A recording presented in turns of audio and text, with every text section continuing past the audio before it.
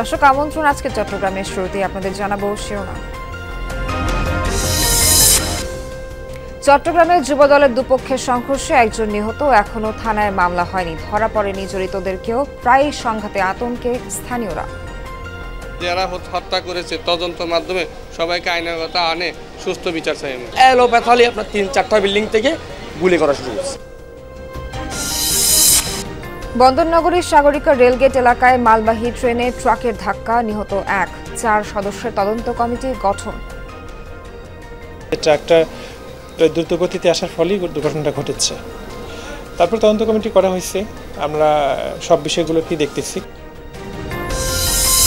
উৎপাদন মৌসুমে ও দুশ্চিন্তায় কক্সবাজারের লবণ চাষিরা ন্যায্য মূল্য পাওয়া নিয়ে শঙ্কা, লোকসান ঠেকাতে দাম পুনর্নির্ধারণের দাবি। আরা কষ্ট করিয়ে কিনা হয়, উপযুক্ত লবণের দাম না হয়। আরা গরু কিনে বাঁচতে গেলে 500 টাকা মতো কি রাখবে, লবণের পাতা লাগবে। বছর সামর বছর হইতে আর লবণের মাঠে তার লাম তেমন।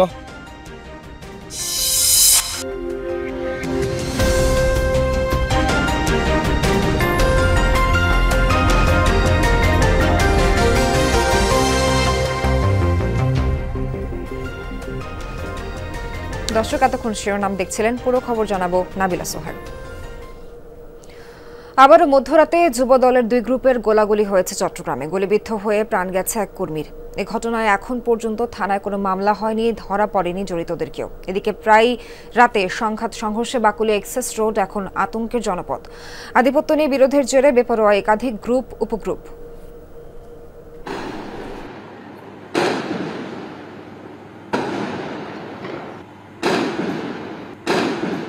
মধ্যরাতে মুহুর্মুহু গুলিতে হঠাৎ অশান্ত হয়ে ওঠে চট্টগ্রাম মহানগরীর বাকলিয়া অ্যাক্সেস রোড এলাকা। প্রত্যক্ষদর্শীরা জানান, রাতে ব্যানার পোস্টার ছিঁড়ে ফেলায় জসিম নামে এক যুবদল কর্মীকে তুলে নিয়ে যায় অপর গ্রুপের 8 থেকে 10 জন। তাকে আটকে মারধরের খবর পেয়ে জসিমের পক্ষের লোকজন ছুটে আসলে শুরু হয় গোলাগুলি। এ সময় গুলিবিদ্ধ হয়ে প্রাণ হারান সাজ্জাদ খান নামে এক ছাত্রদল কর্মী। তিনি নগর যুবদলের বিলুপ্ত কমিটির বহিষ্কৃত সাংগঠনিক সম্পাদক এমদাদুল হক বাদশার অনুসারী হিসেবে পরিচিত। আমার এলাকায় এসে তুলে নিয়ে গেছে ওরা 8-10 জন, নিয়ে যে অফিস আমাকে ওরা হক স্টিক তারপরে লাঠি স্টিক দিয়ে স্ট্যাম্প দিয়ে মারধর করেছে। যুবদল ছেলেরা জানতে পারছে যে জসিমকে এরা তুলে নিয়ে গেছে পিটাচ্ছে, যখন এইদের অফিসে গিয়ে আনতে গেছে তখন তারা এলোপাতা দিয়ে গুলি করছে, এদেরকে মারছে। আমাদের অনেক ছেলেরা আহত হয়েছে, আপনারা দেখেছেন একজন নিহত হয়েছে। নিহত সাজ্জাদ ছিলেন 3 ভাইয়ের মধ্যে সবার ছোট, বাড়ি কুমিল্লার মুরাদনগরে। পরিবারের সাথে থাকতেন বাকলিয়ার তক্তারপোল এলাকায়। ফুড ডেলিভারি করতে সম্প্রতি মোটরসাইকেল কিনেছিলেন 26 বছর বয়সী এই যুবক। রাত 1টা পরে বলে যে আমার ছেলে বাবা সাজ্জাদ মেডিকেলে। তো মেডিকেলে কি কারণে গেছে, কিভাবে গেছে? মেডিকেলে এসে বলে যে তখন 1টা বলে যে সাজ্জাদ নাই, কি নাই। তখন আমি বেহুশ। স্বজনদের দাবি, রাতে তাকে ফোন করে ডেকে নেওয়া হয়েছিল। হত্যাকাণ্ডে জড়িতদের গ্রেফতার ও দৃষ্টান্তমূলক শাস্তি চান স্বজনরা। আমার ভাইকে যারা হত্যা করেছে তদন্তের মাধ্যমে সবাইকে আইনানুগত আনে সুস্থ বিচার চাই। আমি তাদের কাছে সরকারের থেকে বিচার চাচ্ছি যে তারা মৃত্যুদণ্ড, সর্বোচ্চ শাস্তি। চাঁদাবাজি, মাদক বাণিজ্য ও আধিপত্য নিয়ে বিরোধের জেরে প্রায় রাতে সংঘর্ষ গোলাগুলি হচ্ছে বাকলিয়া অ্যাক্সেস রোডে। পুরো এলাকার মানুষ আতঙ্কে।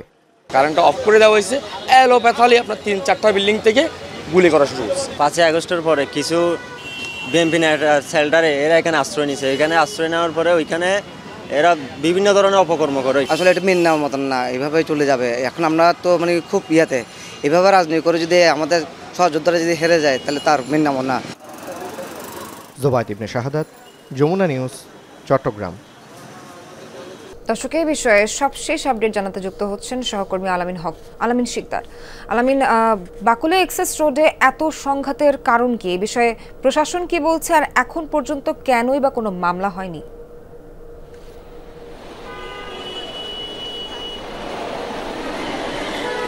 নাবিলা, এই যে জায়গাটি, সেই জায়গাটি হচ্ছে যে একসময় ছিল বগার বিল। এই বগার বিলটাকেই সংযোগ সড়ক, অর্থাৎ আমরা যেটিকে এখন বলতেছি বাকলিয়া এক্সপ্রেস রোড, সেই সংযোগ সড়ক তৈরি করা হয়। এবং সেই সংযোগ সড়ক তৈরির পর সড়কটির দুই পাশে বেশ জনবসতি গড়ে ওঠে এবং দুই পাশে আমরা দেখছি যে কিছু ব্যবসায়িক প্রতিষ্ঠানও রয়েছে, আবাসিক রয়েছে। এইগুলোকে কেন্দ্র করেই কিন্তু আধিপত্যের লড়াইটা শুরু হয়। এবং এটা কিন্তু বেশ কিছু অনেক বছর আগের ঘটনা না, কয়েকদিন আগে, অর্থাৎ বলা যেতে পারে 1 থেকে 1.5 বছর আগেই এটার এই যে সংযোগ সড়ক সেটা আনুষ্ঠানিকভাবে উদ্বোধন হয়। এই যে ঘটনাটি এবং এই যে বারবার রক্তক্ষয়ী সংঘর্ষের ঘটনাগুলো ঘটছে, গোলাগুলির ঘটনাগুলো ঘটছে, এগুলোর মূল কারণ হচ্ছে আধিপত্য বিস্তার এবং মাদকের সাম্রাজ্য দখল রাখা।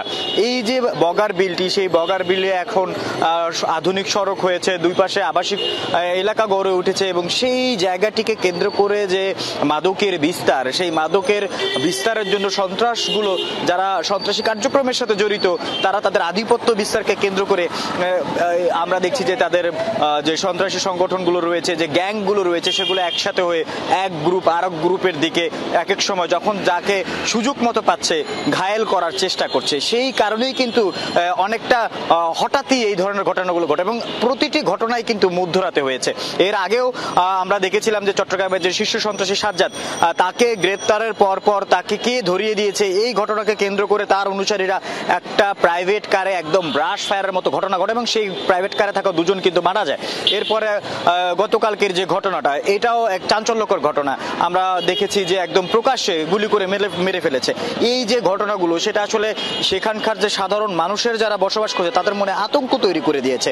যদিও এখন পর্যন্ত এই ঘটনাগুলোকে কেন্দ্র করে দৃষ্টান্তমূলক কোনো শাস্তির ব্যবস্থা কিন্তু আমরা এখন পর্যন্ত নিতে দেখিনি এবং এই ঘটনায়ও এখন পর্যন্ত মামলা হয়নি, সেই তথ্যই আমরা পেয়েছি। তবে এই যে অবস্থানগুলো এবং এই যে পুরো যে গ্যাংয়ের সাথে আরেক গ্যাংয়ের যে সংঘর্ষ, সেটাও কিন্তু দলীয় রাজনৈতিকভাবেই হচ্ছে। এই যে সন্ত্রাসীরা, তারা তাদের মাদক সাম্রাজ্য এবং আধিপত্য টিকিয়ে রাখতে রাজনৈতিক দলগুলোর আশ্রয় নিচ্ছে। গতকালকের ঘটনাটিও ছিল বিএনপির দুই গ্রুপের সংঘর্ষের মধ্যে। এই যে ঘটনাগুলো, সেগুলোর জন্য প্রশাসনকে যেমন কঠোর হতে হবে, তেমনি রাজনৈতিক দলগুলোর আশ্রয় প্রশ্রয় দেওয়া বন্ধ করতে হবে। অবশ্যই, একদমই ঠিক বলছেন আলামিন, আপনাকে ধন্যবাদ। চট্টগ্রামে মালবাহী ট্রেনের সাথে ট্রাকের সংঘর্ষে এক নিরাপত্তা প্রহরী নিহত এবং ট্রেনের 2 জন কর্মী আহত হয়েছে। ভোরে সাগরিকা রেল ক্রসিং এ দুর্ঘটনা ঘটে। এই সময় ট্রেনের বগি ও ট্রাক দুটি উল্টে যায়। ঘটনা তদন্তে 4 সদস্যের কমিটি করেছে রেল কর্তৃপক্ষ। ভোর 4:30টার দিকে চট্টগ্রাম বন্দরের গুডসইয়ার্ড থেকে মালামালবাহী ট্রেন যাচ্ছিল ঢাকার কমলাপুর আইসিডির উদ্দেশ্যে। ক্রিকেট স্টেডিয়ামের পাশ দিয়ে যাওয়ার সময় সাগরিকা রেলগেটে চাল বোঝাই ট্রাক লাইনে উঠে পড়লে ট্রেনের সাথে সংঘর্ষ হয়। এতে ট্রাক, ট্রেনের ইঞ্জিন ও একটি বগি উল্টে যায়। ট্রাকের নিচে চাপা পড়ে ঘটনাস্থলে প্রাণ হারান শামসুল হক নামে 60 বছর বয়সী নিরাপত্তা প্রহরী।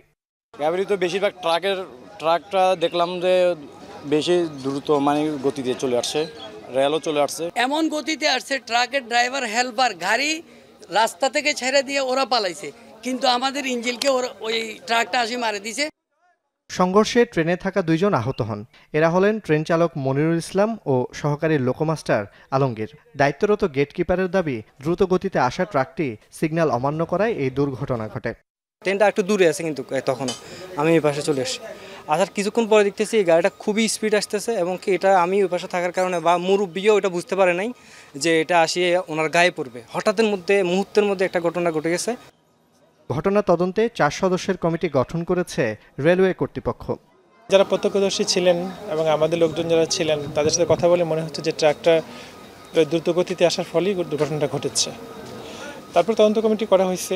আমরা সব বিষয়গুলো কি দেখতেছি। আমরা যতটুকু যে এক্সটার্নাল কিছু হয়তো ক্ষতি হয়েছে, ইন্টারনাল ইকুইপমেন্টে ক্ষতি হয়েছে কিনা, এটা আসলে তদন্ত করে পরে বোঝা যাবে আসলে এটা ফাংশনিংটা ডিসরাপ্ট হয়েছে কিনা। দুর্ঘটনার পর ট্রাক চালক পালিয়ে যায়।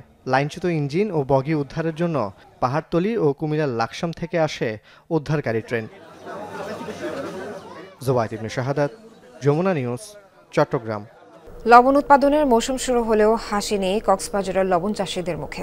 একদিকে বাজার মূল্য কম, অন্যদিকে উৎপাদন খরচ বেশি। সেভাবে বাজার দর নির্ধারণ করা এবং লবণ শিল্প বাঁচাতে আমদানি বন্ধের দাবি চাষিদের। তা না হলে লোকসানের শঙ্কায় তারা। কুতুবদিয়ার বাসিন্দা ৬৭ বছর বয়সী নুরুল আলম প্রতি বছরের মতো এবারও 6খানি জমিতে করেছেন লবণ চাষ। কিন্তু গেল বছর লবণের ন্যায্য মূল্য না পাওয়ার শঙ্কা মাথায় নিয়ে এবারও মাঠে নেমেছেন তিনি। লাগিয়ে বেশি, ফানিছে বেশি, ডিভর টোলার দাম আর খরচ 140 টাকা, আগে বেশি দেয় 130 টাকা, 40 টাকা, 50 টাকা, এবার মিলিয়ে আর 200 টাকা আমার। তার মতো বেশিরভাগ লবণ চাষি খরচ নিয়ে আছেন দুশ্চিন্তায়। তাও মৌসুমের শুরুতে মাঠে নেমে পড়েছেন চাষিরা। চলছে মাঠ তৈরির প্রাথমিক কাজ। বুড়াইয়ের ঘর মারা পড়ব, তেরে মাঠ আসা পড়ব, তারপরে লবণগুলিও খলা যদি ফুয়াইলে তো আবার গরম আসছি গরম তারা মারিয়ে আবার আসছু তাহলে আসিয়ে লাইন টানি হইলে আবার টোলা দিছে কিছু পাইম বলি আশা করি এলাম নি আর তো এখন তো আর চলিবার কোনো কিছু নাই। চাষিদের দাবি এবার মন প্রতি লবণ উৎপাদন খরচ পড়ছে 300 টাকার বেশি, অথচ বিক্রি হচ্ছে 240 টাকা। লোকসান ঠেকাতে দাম নির্ধারণের দাবি অনেকের। জমিনের কারণে তো কিছু করতে পারি না, লবণতে 50,000 করে মানে কেটে দেওয়া হয়। দাম না টানার কারণে আর কষ্ট করিয়ে কিনা পায়, উপযুক্ত লবণের দাম না পায়। আর গরু কিনে বাঁচতে গেলে 500 টাকা মতো কি লাগবে, লবণের পাতা লাগবে। এদিকে লবণের ন্যায্য মূল্যের দাবিতে এরই মধ্যে মানববন্ধন, মতবিনিময় সভা, বিক্ষোভ সহ নানা কর্মসূচি পালন করেছে এই খাতের সাথে জড়িতরা। দেশীয় লবণ শিল্প রক্ষায় আমদানি বন্ধের দাবি উঠেছে।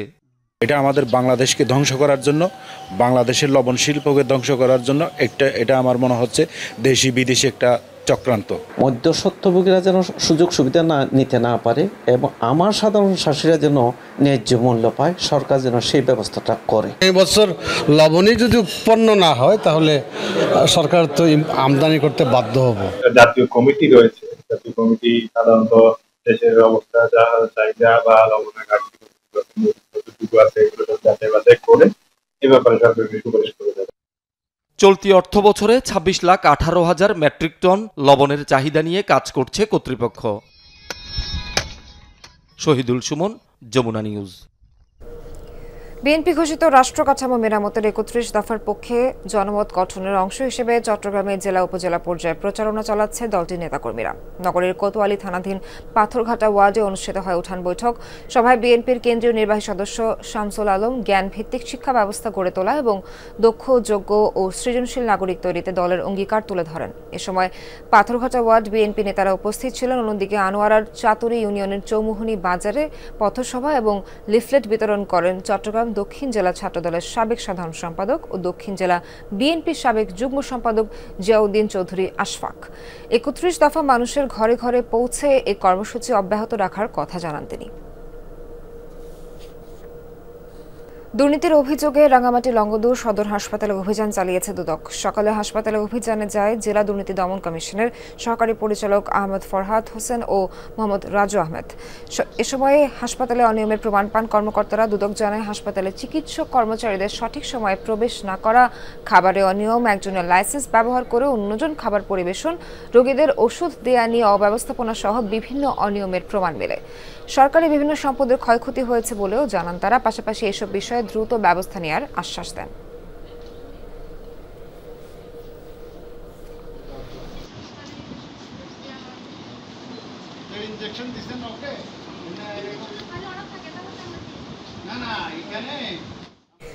যুবদলের 47তম প্রতিষ্ঠাবার্ষিকী উপলক্ষে কক্সবাজারের চকরিয়ায় আলোচনা সভা ও র্যালি অনুষ্ঠিত হয়েছে।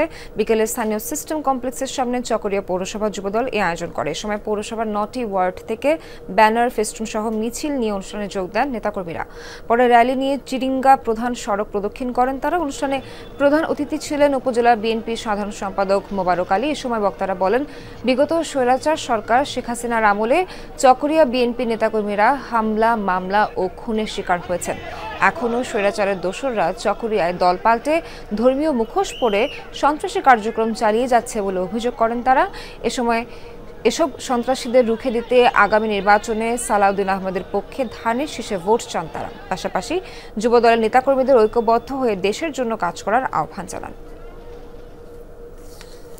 2006 সালের 28 অক্টোবরের লগি বৈঠা হামলায় নিহতদের স্মরণে চট্টগ্রামে কর্মসূচি পালন করেছে শ্রমিক কল্যাণ ফেডারেশন। সকালে সংগঠন কার্যালয়ে অনুষ্ঠিত স্মরণ সভায় জামায়াত ইসলামের সহকারী সেক্রেটারি জেনারেল মোহাম্মদ শাহজাহান বলেন, সেদিন সারা দেশে জামায়াত কর্মীরা জীবন উৎসর্গ করেছে ইসলামী আন্দোলন ও দেশের সার্বভৌমত্ব রক্ষার জন্য।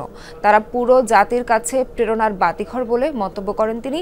সভায় মহানগর জামায়াতের ভারপ্রাপ্ত আমির এবং শ্রমিক কল্যাণ ফেডারেশনের নেতারা বক্তব্য রাখেন।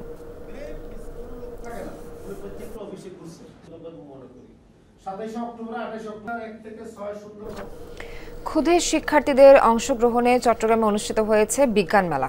দুহা ইন্টারন্যাশনাল স্কুলে এই মেলায় 28টি গ্রুপে 54 জন শিক্ষার্থী তাদের উদ্ভাবিত প্রকল্প প্রদর্শন করে। এ উপলক্ষে আয়োজিত অনুষ্ঠানে বক্তারা বিজ্ঞান চর্চা বৃদ্ধিতে এবং শিক্ষার্থীদের মেধা বিকাশে এই ধরনের উদ্যোগ সহায়ক বলে মন্তব্য করেন।